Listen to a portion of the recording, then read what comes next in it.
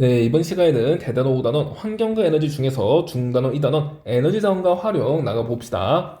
지난 시간에 소단원 1, 2단원을 마무리했고 오늘은 소단원 3단원 에너지 효율을 나가려고 하는데요. 1, 2단원에서는 우리 인간들이 자연의 에너지를 어떻게 이용하는지 다루었다면 소단원 3단원에서는 그 에너지를 계산하는 방법에 대해 살펴본다라고 했죠. 그래서 오늘 배울 내용은 에너지 효율을 계산하는 방법입니다. 에너지 효율을 이해하기 위해서 에너지의 특징과 관련된 것들을 먼저 보도록 할게요. 에너지는 전환도 될 수 있고 보존도 될 수 있더라. 에너지의 전환부터 살펴보면 에너지는 다른 형태의 에너지로 전환될 수 있다라는 거죠. 예를 들어 우리 지난 시간에 광합성 살짝 배웠었는데 광합성이 뭐예요? 그렇죠. 태양빛을 받아서 포도당을 합성하는 과정입니다. 이때 태양빛은 빛 에너지라고 할 수 있겠고 포도당은요 화학 결합으로 이루어진 에너지, 화학 에너지라고 볼 수 있겠죠. 그래서 광합성에 의해서 빛 에너지가 화학 에너지로 전환된다라는 거예요. 이처럼 에너지는 다른 형태의 여러 에너지로 바뀔 수 있다라는 거죠. 이때 중요한 거 에너지가 전환될 때 일부는 어떤 에너지로 손실된다? 맞습니다. 열 에너지로 손실된다라는 것이 중요해요. 그래서 열 에너지를 보면 모든 에너지의 종착점이 이 열 에너지를 향한다라는 것을 알 수 있죠. 열 에너지가 인기가 매우 많습니다. 예를 들어 역학적 에너지 같은 경우에도 우리 자동차 생각해보면 자동차의 운동 에너지가 바퀴의 마찰에 의해서 바퀴와 지면의 마찰에 의해서 열 에너지로 마찰 열에 의한 열 에너지로 바뀐다라는 것을 알 수 있겠고 전기 에너지도 마찬가지로 우리가 핸드폰 충전하면 열 나잖아요. 그래서 열 에너지로 바뀐다라는 거 알 수 있겠어요. 그리고 화학 에너지도 화석 연료를 연소시키면 열이 나니까 열 에너지로 바뀐다라는 거 알 수 있죠. 그래서 모든 에너지는 전환될 때 열 에너지를 거치는구나, 열 에너지로 손실이 되는구나 꼭 기억을 해주시고 에너지 보존도 가봅시다. 이게 뭐냐면 연력학적 1법칙이라고도 하는데요. 에너지 보존 법칙입니다. 그래서 전환 전 에너지의 총량은 뭐와 같다? 전환된 에너지의 총량과 같다라는 거예요. 우리 또 자동차를 예시로 들어봅시다. 연료에 화학 에너지가 있습니다. 연료는 탄소와 수소의 화학 결합으로 구성된 석유를 사용하죠. 그래서 화학 에너지라고 볼 수 있겠고요. 이 화학 에너지의 연소에 의해서 자동차를 굴리는 데 사용하죠. 그래서 자동차를 운행시키는데 자동차의 운동 에너지로 전환이 되고요. 라디오 들어야죠. 전기 에너지로도 전환이 되고 헤드라이터 빛 에너지, 클락선 소리 에너지, 그리고 지면과 바퀴의 마찰에 의한 열 에너지 혹은 우리 보닛 만져보면 매우 뜨겁습니다. 어쨌든 열 에너지로 이렇게 바뀐다라는 것을 알 수 있어요. 그랬을 때 전환 전의 에너지, 연료의 화학 에너지죠. 연료의 화학 에너지는 뭐와 같더라? 전환 후의 에너지의 총합, 이들 에너지의 총합과 같더라라는 겁니다. 이게 바로 뭐예요? 그렇죠. 연력학적 1법칙, 에너지 보존 법칙이라고 부르는 겁니다. 그러면 에너지 보존 법칙을 이용해서 우리 에너지 효율을 계산해 보도록 합시다.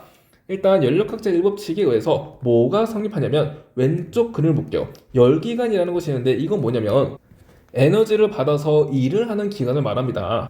그러면 여기에서 전환 전의 에너지가 Q1이고요. 전환 후의 에너지가 Q2와 W라는 거예요. 그러면 전환 전의 에너지, 공급한 열이죠. Q1은 뭐와 같더라? 전환 후의 에너지양. 그러니까 유용하게 일로 사용한 에너지양 W와 빠져나간 열 에너지, 손실된 열 에너지 양과 같더라라는 거죠. 이를 전기 자동차에 대입을 해봅시다. 처음에 공급한 에너지, 즉 전환전의 에너지가 100%였습니다. 이 100%는 뭐와 같을까요? 유용하게 사용한 에너지, 운동 에너지죠. 그래서 80%와 빠져나간 열 에너지 20%의 합과 같더라라는 거 우리가 확인할 수 있겠습니다. 자, 그러면 에너지 효율은 어떻게 계산하냐? 기호로 2로 쓰는데요.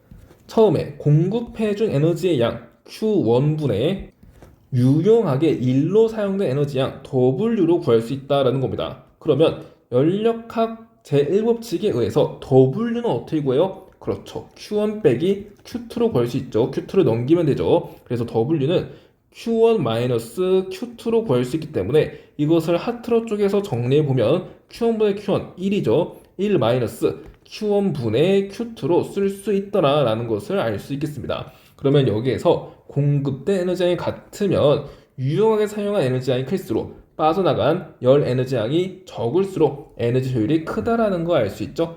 자, 그리고 추가적으로 연력학제 2법칙까지 보겠습니다. 엔트로피 증가 법칙이라고도 하는데요. 엔트로피가 뭐냐면 무질서도예요. 그래서 자연현상은 이 무질서도가 증가하는 방향으로 흐른다라는 건데요. 우리가 책장이 있습니다. 책장의 책꽂이에 이렇게 책이 가지런히 나열되어 있어요.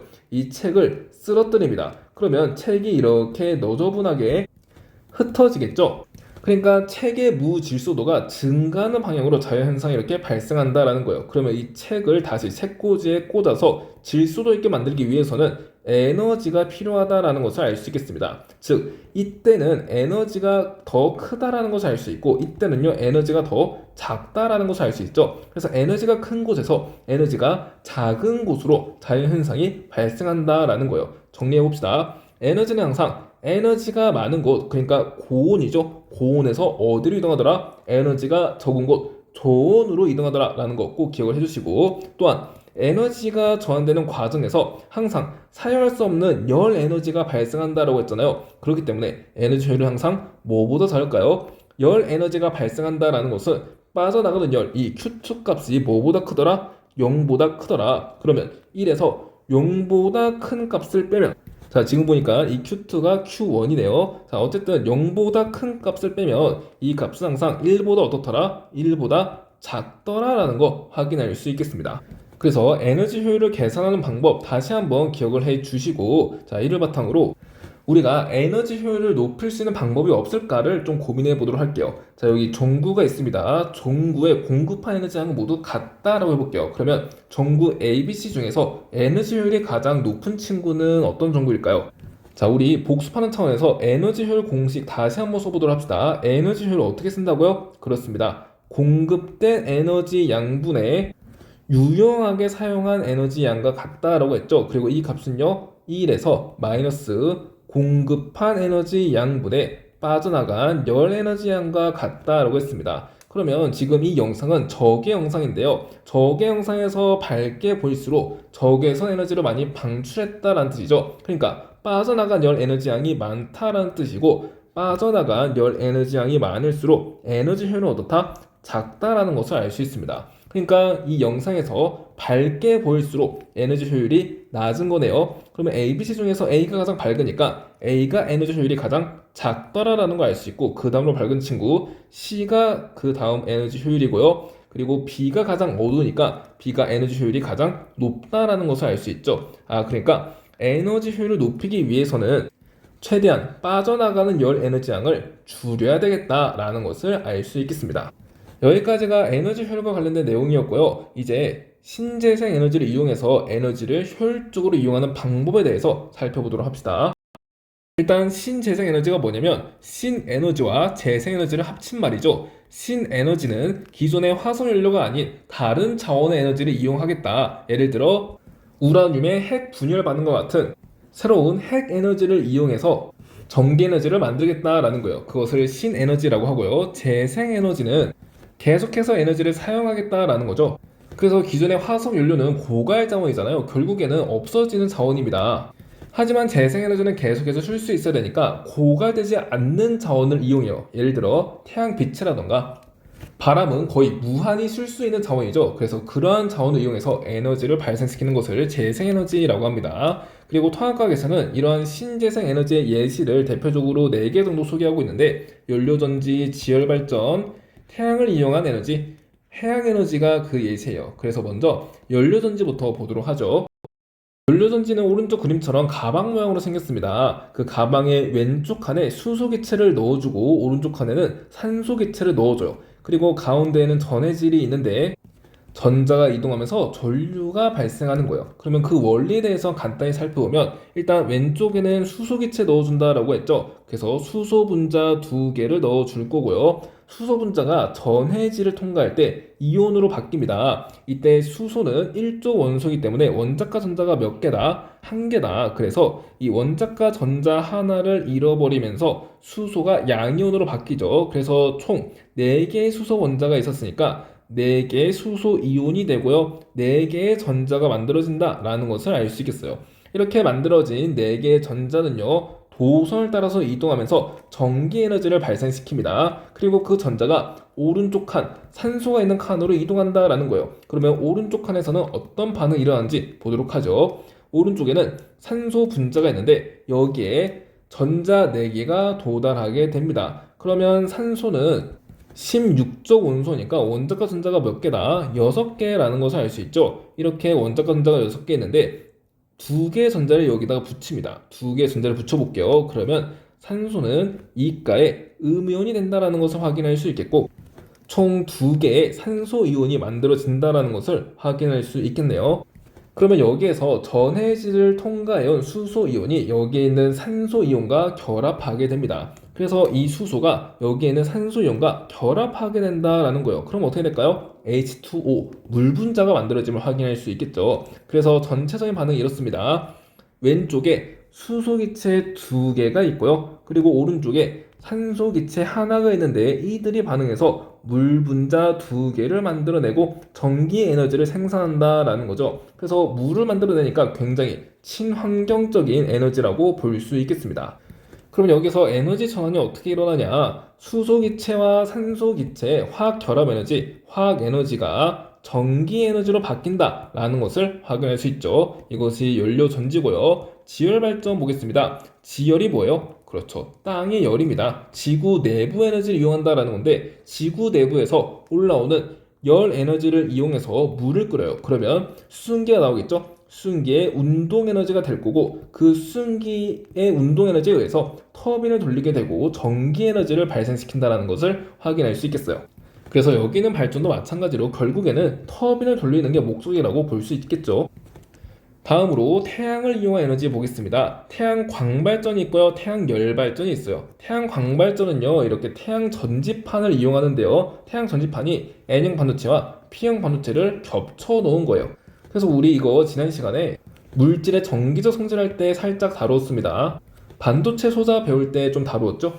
그래서 N형 반도체와 P형 반도체를 겹쳐 놓으면 여기에 태양빛을 쬐줍니다. 그러면 태양빛에 의해서 에너지를 전자가 받잖아요. 그러면 특정 에너지를 넘어가게 되면 갑자기 전자가 튀어 올라요. 이것을 광선 효과라고 합니다. 이렇게 전자가 튀어 올라서 도선을 따라서 전자가 이동하게 된다라는 거죠. 전자가 이동해서 P형 반도체로 들어가고 P형 반도체에 양공 있잖아요. 이 양공에 전자가 결합하게 됩니다. 그리고 또 다른 양공 쪽으로 전자가 이동하다가 결국 접합면을 통과해서 N형 반도체 쪽으로 이동해서 전자가 이렇게 순환하고요. 이로 인해 전류 자체가 흐른다라는 것을 확인할 수 있겠죠. 그래서 에너지의 전환은 태양 광발전이잖아요. 그래서 태양의 빛 에너지가 직접적으로 전기 에너지로 바뀐다는 것을 알 수 있죠. 그러면 태양 열발전은요. 태양의 열을 이용합니다. 열 에너지를 이용한다라는 거예요. 이 태양 열을 이용해서 물을 끓여요. 여기서도 물 끓이죠. 그래서 물 끓여서 나온